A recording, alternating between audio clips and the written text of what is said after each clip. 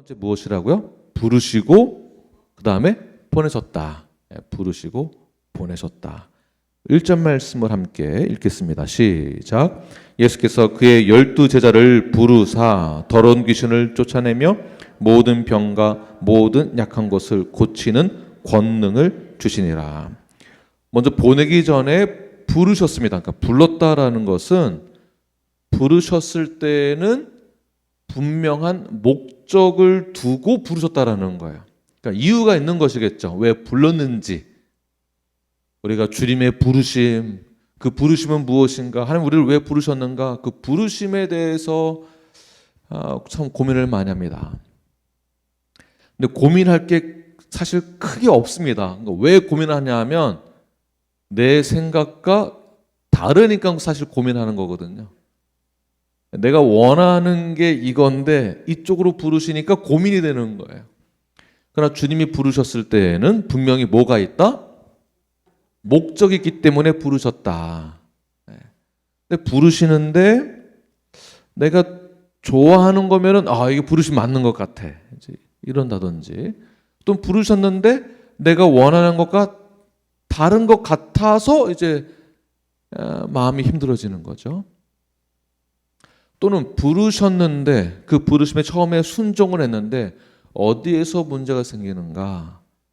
그 부르심 가운데 여러 가지 갈등과 고난과 어려움이 있을 때에 그 부르심에 대한 의심을 누가 하는가? 내가 합니다. 내가. 왜? 그 목적을 상실했기 때문에.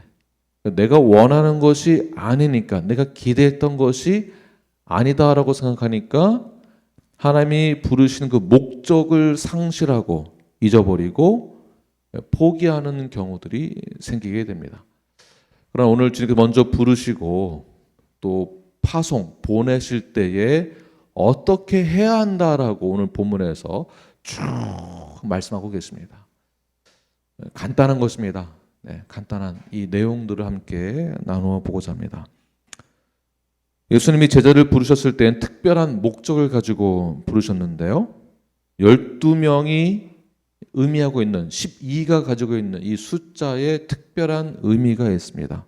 12, 12제자란 12지파, 이스라엘 백성을 상징하죠. 즉 하나님이 선택한 백성들, 하나님의 백성, 하나님이 선택한 자들을 말하고 있는 것이죠.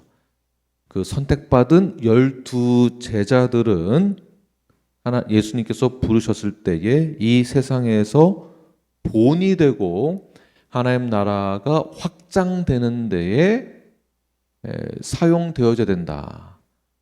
헌신되어야 한다. 그 사명이 있어야 한다라는 뜻에서 12명을 부르신 것이죠. 주님께서도 또 하나님께서도 우리를 부르셨습니다. 목적이 무엇일까요? 자, 부르셨다는 것을 소명이라고 하는데요.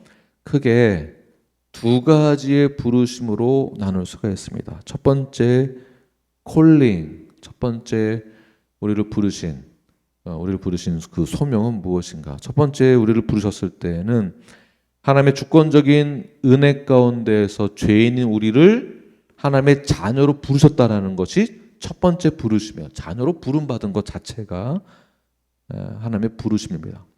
선택받은 것 자체가 그러니까 보혈의 능력으로 십자가의 보혈의 그 능력으로 구원받은 자리로서의 부르심이에요. 성도로서의 부르심, 예배자로서의 부르심, 하나님의 자녀로서의 부르심, 뉴라이프 성도로서의 부르심입니다.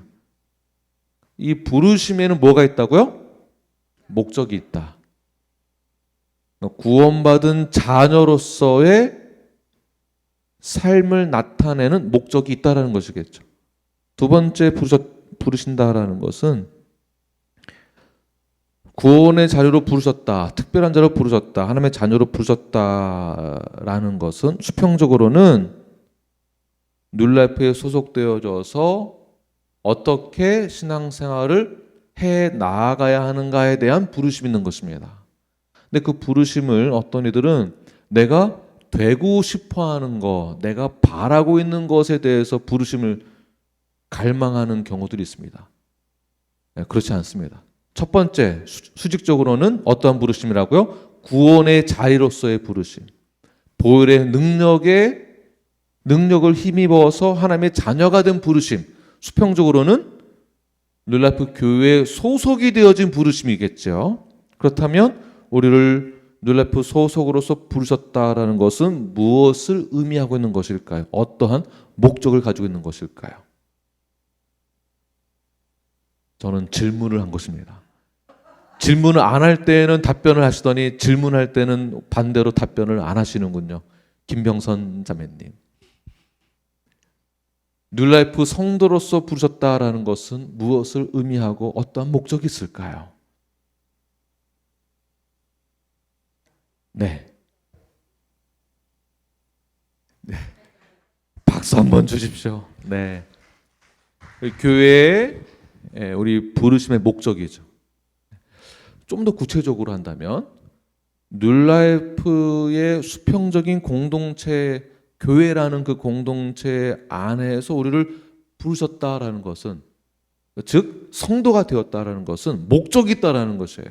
첫 번째는 주님을 영화롭게 하는 데 있겠지만, 구원받은 자녀로서 아버지를 높이고 예배하는 데 있겠지만, 수평적으로는 어떠한 목적이 있을까요? 그 부르심이란 건강한 성도가 되는 것입니다. 성경적인 교회가 되고, 성경적인 건강한 교회가 되고, 성경적인 건강한 성도가 되기 위하여서 우리를 부르신 목적이 있다라는 것입니다.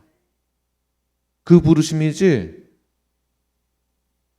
뭐가 부르심인가요? 이거를 이렇게 하나님 그 부르심을 깨닫게 해주세요. 뭐가 부르심인가요? 여전히 우리 교회 소속이 되었음에도 불구하고 그 부르심을 갈망하고 있다면 무엇을 의심해 봐야 될까요? 네, 이게 참 곤란한 거예요.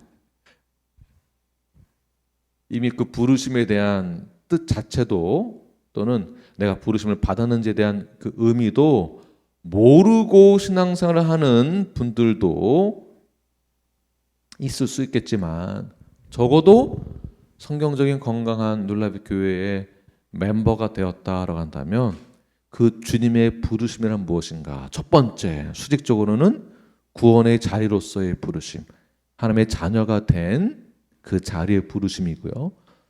하나님의 자녀가 되었다면 당연히 수평적으로는 교회에 소속이 되어야 된다. 공동체에 소속이 되어야 된다. 소속이 된다라는 것은 가족을 뜻하는 것이겠죠. 내가 어디에 소속되어 있다면 그 소속 가족 공동체 안에서의 기준이 있습니다. 그렇다면 건강한, 성경적인 건강한 뉴라이프 소속으로서의 더 구체적인 부르심은 무엇일까요? 언약서에 있는 내용을 뜻하겠죠. 네, 이 내용들입니다. 제자 훈련을 하고, 우리 예배 드리는데 모두가 다 참여하고, 함께 기도하고, 이웃을 사랑하며 그 이웃에게 복음을 전하고, 격려하고, 위로하고, 필요하다면 그를 교정을 해서더라도 온전한 주님의 그 은혜의 자리 앞에 나아갈 수 있도록 권면하는 것 또한 우리가 가진 부르심이다라는 것입니다. 그 부르심의 사명을 갖는 것이 당연한 것 아니겠습니까? 그 부르심이 있어야 사명이 생기는 것이겠죠. 목적이 있어야 사명이 있는 것입니다.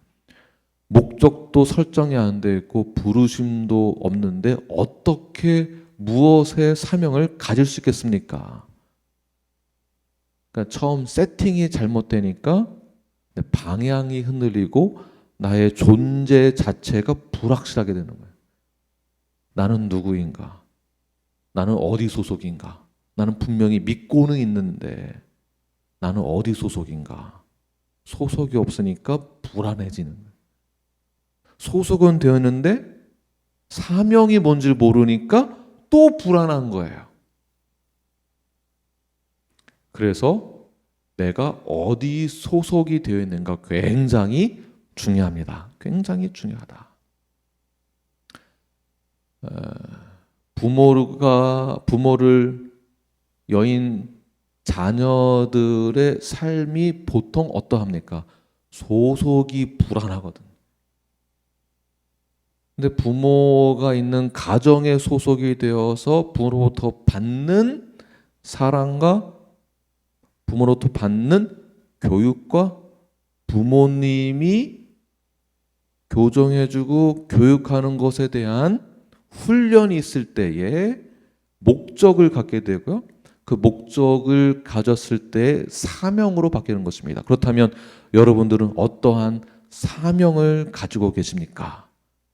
라고 질문한다면 뭐라고 답변을 하시겠습니까? 지금 이렇게 설명을 했는데 다시 또 건강한 성도가 되는 것이 저의 사명이다라고 말씀을 하시는 것이 맞는 것이겠죠. 건강한 교회가 된다는 것은 결코 쉬운 일이 아닙니다. 쉽지가 않습니다. 성경적인 삶을 살아낸다는 것이 결코 쉽지가 않습니다. 쉽지가 않습니다. 여러분 가정에서 디보션 하고 계십니까? 성경의 힘은 하고 계십니까? 제자훈련은 하고 계십니까? 온전한 신앙생활 하고 계십니까? 이게 얼마나 힘이 듭니까? 그래서 이것이 목적이 설정되어 있고 그 목적은 이루기 굉장히 힘든 길이지만 그 길을 우리가 투벅투벅 주님을 의지하는 그 마음을 가지고 가는 것입니다. 힘들지만 짜증도 나고 괴롭고 피곤하고 어렵고 스케줄도 다시 정해야 되고 굉장히 힘이 들어요. 굉장히 힘이 들어요.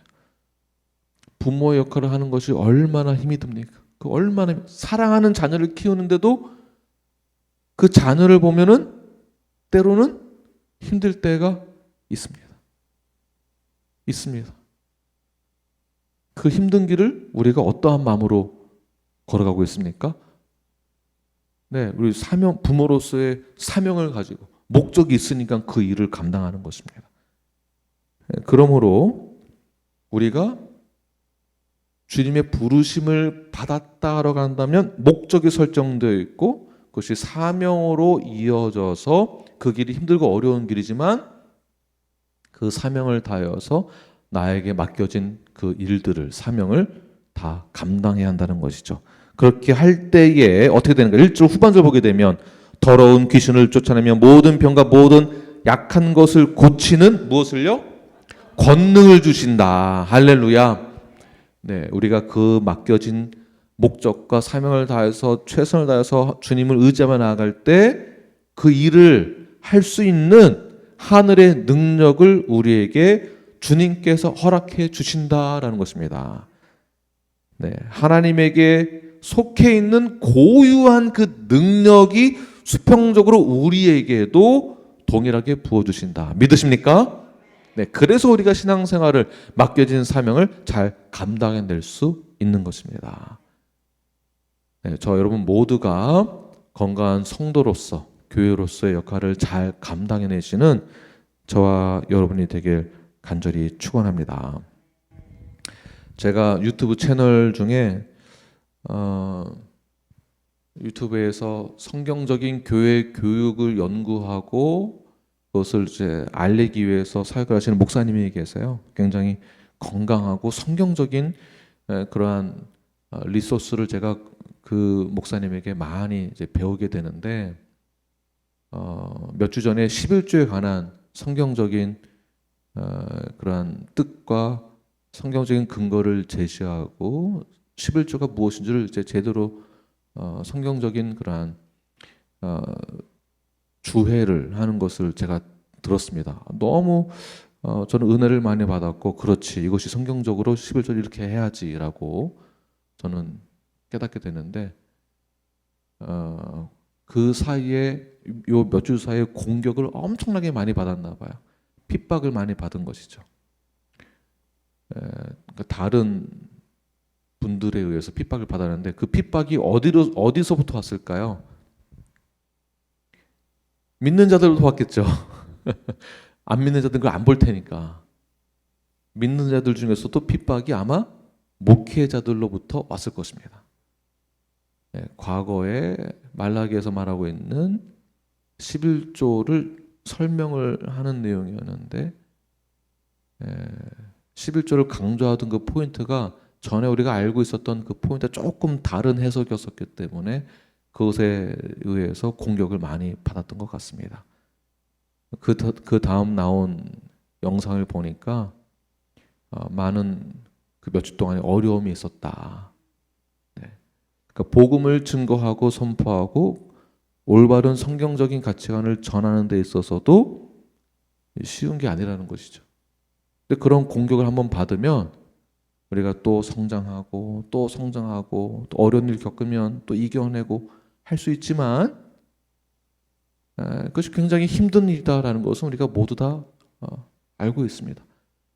그러니까 신앙생활을 한다는 것이 다 복으로만 연결되어지고 다 좋은 일들만 일어나는 것은 아니죠. 그 과정 가운데에 훈련이 있고 우리가 거쳐야 될 시험들이 있다라는 것이겠죠. 그 가운데에서 하나님 우리에게 주시는 그 권능은 그 모든 일들을 뚫고 나아갈 수 있는 힘을, 지혜를 우리에게 주신다라는 것입니다.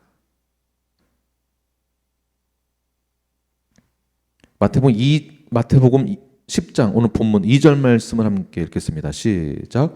12사도의 이름은 이러하니 베드로라 하는 시몬을 비롯하여 그의 형제 안드레와 세베대 아들 야고보와 그의 형제 요한, 쭉 이제 제자들 이름이 쭉 나오죠.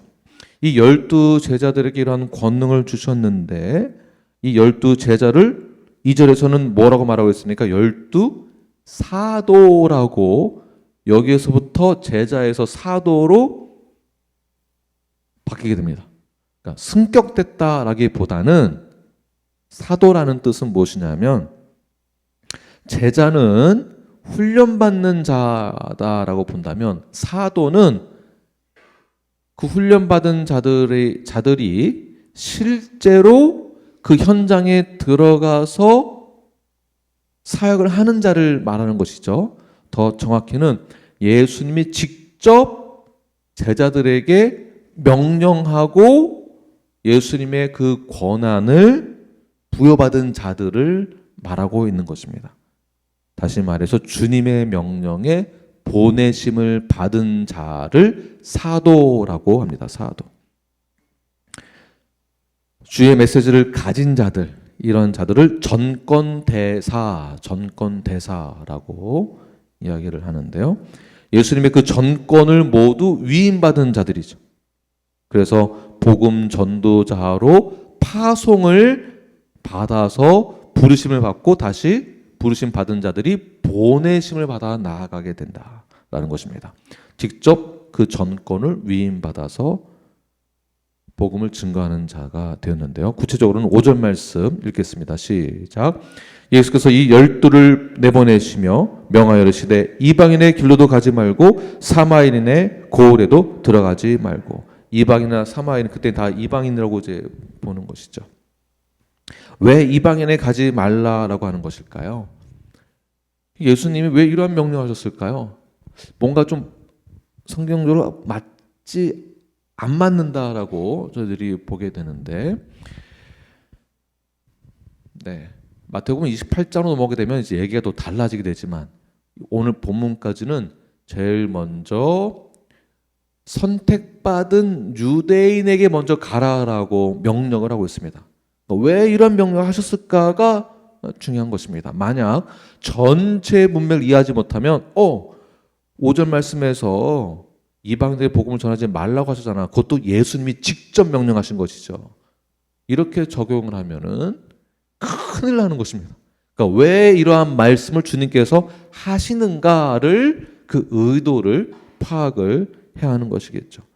이방인과 사마리아인들을 차별을 두고 복음을 누구에겐 전하고 누구에겐 전하지 말라라는 뜻이 아니라 단지 유대인들에게 있어서 잃어버린 영혼들이다, 잃어버린 양들이다. 6절에 보기 때문에 6절 말씀 읽겠습니다. 6절 시작. 오히려 이스라엘 집에 잃어버린 양에게로 가라. 왜 이스라엘 집에 잃어버린 양에게로 가라고 말씀하시는가? 왜냐하면 이들에게 먼저 찾아가서 복음을 전하는 게 전도에 효과적이기 때문에 이런 것은 아닙니다. 그런 뜻이 아니라 전체의 문맥과 구약에서 내려오던 여러 가지 히스토리 전체의 문맥을 보게 되면 하나님이 처음 맺으신 그들과의 언약 때문에 로마서 3장 1절과 2절 말씀을 함께 읽겠습니다. 시작. 그런즉 유대인의 나음이 무엇이며 할례의 유익이 무엇이냐? 범사에 많으니 우선은 그들이 하나님의 말씀을 맡았습니다. 하나님이 선택한 백성이 사실 증명이 돼야 되잖아요. 선택을 했는데 그 중에 잃어버린 자들이 있다. 이 언약이 성취되기 위해서는 그들에게 다시 복음이 전해져야만 한다. 이것이 바로 하나님의 구원 계획과 역사의 한 부분이기 때문에 그 언약에 의해서 예수님도 그들에게 먼저 가서 복음을 전해라. 그 이후부터는 이방인들에게도 복음이 다 전해져야 함을 강조하고 있고 또한 말씀하고 있는 것을 볼 수가 있습니다. 그러므로 잃어버린 양에게 하나님의 진리를 떠난 자들에게도 복음은 반드시 전해져야만 합니다. 그러나 유대인들은 어떠한 자들인가요? 교만하고 자신들이 스스로 의롭다고 생각을 하며 자신들의 유익을 위해서는 그 어떠한 것도 서슴지 아니하고 만행을 저지르는 자들입니다. 예수님을 핍박하고 거짓으로 모함하며 기타 등등의 참 종교인이라 보기 어려운 그러한 자들에게도 예수님은 복음을 전하라고 말씀하고 계시죠. 왜냐하면 그들은 꼭 목자 없는 양같이 방황하는 자들로 보이기 때문에 그렇습니다. 목자 없는 양같이. 여기 교회에 소속이 되어 있으나 소속감을 갖지 못한 잃어버린 양들. 옆 사람을 한번 보시면서 당신 어디 소속이십니까? 한번 물어보시고 답변을 들으시길 바랍니다. 어디 소속이십니까? 수직적으로는 하나님 소속이고요. 그 다음 수평적으로는 그러니까 목자 없는 양같이. 목자를 누구 말하는 걸까요? 수직적으로는 하나님, 예수님. 수평적으로는 목자 역할을 제가 대신하고 있는 거죠. 목자가 있는데 목자 없는 양같이 소속이 어딘지 모른 채 방황하고 있는 자들이 우리 주변에 있다니까요. 보세요. 아버지가 있는데 아버지가 누군지 애가 방황을 해. 한번 생각해 보세요. 아버지가 있는데 아버지가 누군지 애가 잘 몰라. 이 집 갔다가 저 집 갔다가. 그럼 아버지는 뭐를 해야 될까요? 너희 집 여기야. 여기로 와. 너 내 아들이야. 너 아빠 이름이 김한국이야. 여기로 와. 여기가 너가 거할 곳이야. 여기야. 자, 이러한 마음으로 예수님께서 먼저 유대인들에게, 왜냐하면 그들이 목자 없는 양같이 방황하고 있는 자들로 보았기 때문에, 그리고 그 언약 자체가 하나님 선택을 하셨고 언약을 하셨기 때문에 그 약속을 지키기 위해서 예수님이 그 의지를 가지시고 그렇게 직접 실천하시는 것을 볼 수가 있습니다. 그 이후에 바울도 어떻게 합니까? 바울도 역시 바울이 핍박을 엄청 받고요. 살해의 위협을 받습니다. 누구로부터요? 유대인들로부터. 그러나 누구에게 먼저 복음을 증거합니까? 유대인들이. 그의 형제들을 위해서. 무엇을 바울이 깨달았던 것일까요? 하나님의 언약을 깨달았기 때문에. 예수님이 직접 본을 보이신 것 때문에, 그 언약을 지키기 위해서, 그 구원의 역사하심을, 하나님의 그 구원 계획을 깨닫고 그렇게 실천하는 것이죠. 이거 중요한 포인트입니다. 이 전체 문맥을 이해 못하면 신앙생활이 뭔지, 목회가 뭔지 모르고 그냥 일만 하게 되는 것입니다. 이걸 일로 하니까 재미가 없는 거예요. 일로 하니까 짜증이 나고 그냥 다 일로 보이는 거죠. 그런데 구원 계획 가운데 하나님의 섭리가 이 안에 있음을 발견하게 되면 이때 상황은 달라지는 것입니다. 핍박 받아도 별 문제가 안 돼요. 왜? 나는 보내심을 받은 자이기 때문에. 누구의 전권을 위임받아서요? 예수 그리스도 전권을 위임받아서. 그러니까 이 마음의 자세가 다른 거죠. 그러니까 딱 보면 아는 거예요. 사명이 있는지 없는지. 보면 아는 거예요. 무엇을 위해서 신앙생활 하려고 하는지, 무엇을 위해서 교회 출석하는지 보면 안다라니까요. 보면. 교회는 다니나 출석은 하나 여전히 내가 어디 소속인지 모른 채, 내가 하나님 나라 백성인지 뉴라이프 교회 소속인지 모른 채, 다시 말해서 진리를 깨닫지 못한 채 방황하고 있는 이들에게 우리는 그들에게 찾아가서 복음을 전해합니다. 바깥에 나가서만 하는 게 아니고 어디에서요? 여기 안에서도. 당연히 목사 아들이니까 예수님 믿겠지는 아니죠. 당연한 게 없죠. 당연히 교회에 30년, 40년 다녔으니까 다 알겠지. 그런 거 없죠. 직분을 받았으니까 당연히 알겠지. 나인막스에서도 강조하는 게 있는데 직분 함부로 주지 말라예요. 너무 직분을 남발해가지고 직분자로서의 사명이 뭔지도 모른 채, 복음을 받아들이지 않은 채 직분을 하도 남발을 해서 오늘날 교회에 문제가 많다라는 거예요. 성경적이지 못하기 때문에. 직분을 남발하지 말아라. 이건 제 표현입니다. 제 표현. 책에 그렇게 안 나와 있습니다. 제가 쓴 저의 표현입니다. 목사도 직분을 남발한다든지, 장로, 권사, 집사, 서리집사, 감독 직분을 남발한다든지, 그 직분이 마치 구원받은 자를 대표하듯이 생각을 갖게 되는 것이 오늘날 큰 문제다. 그래서 건강한 교회 나인막스에서 무엇을 강조할까요? 교회 안에 복음을 전해야 된다. 복음의 열정이 있는 교회. 회심을 이해하고 있는 교회. 진짜 회심했는가? 진짜 돌아왔는가? 복음을 이해하고 있는가? 진리를 깨닫고 있는가? 그럼 우리는 그들에게 무엇을 전해야 하겠습니까? 천국이 7절 말씀, 천국이 가까웠느니라라고 증거를 해야 하는 것입니다. 천국이 가까웠다. 다시 말해서 심판도 있을 것이다. 다시 말해서 하나님의 자녀가 돼서 하나님의 통치 아래 거하는 그 나라, 하나님의 나라, 그 나라에 소속이 되어야만 한다. 천국 백성이 되어야 된다.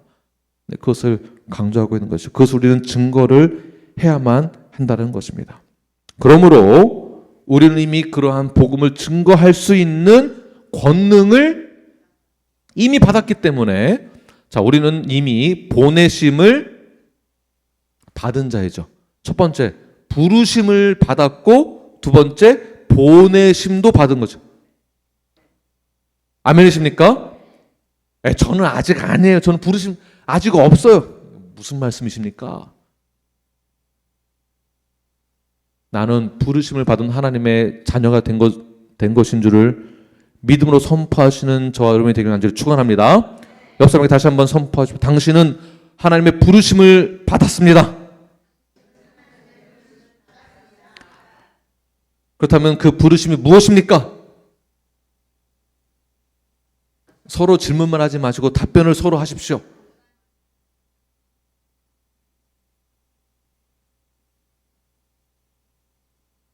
김선아 자매님, 어떠한 부르심을 받으셨습니까?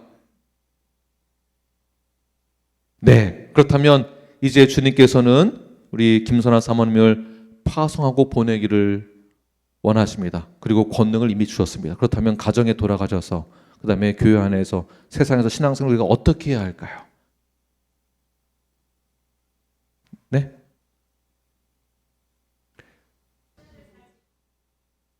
네, 언약을 또 잘 지키고 성경적으로 아내 역할을 또 잘 감당하며 어머니 역할을 감당하고 세상 나가서 피커송 역할을 감당하는 것, 그 파송을 이미 우리는 받았고 그 일을 할 수 있도록 주님께서 우리에게 무엇을 주셨다? 권능을 주셨다. 할렐루야. 그 권능이 사람 병 고치고 이런 기적만이 아니에요. 그보다 더 어려운 게 뭐냐 하면 말씀대로 살아내는 게 더 어렵습니다. 그 권능을 우리에게 주셨다는 것입니다. 할렐루야. 그 권능을 이미 받았으니 주님이 파송한 그 대사로서의 역할을 잘 감당해내시는 저와 여러분이 되길 간절히 축원합니다. 아멘. 기도하겠습니다.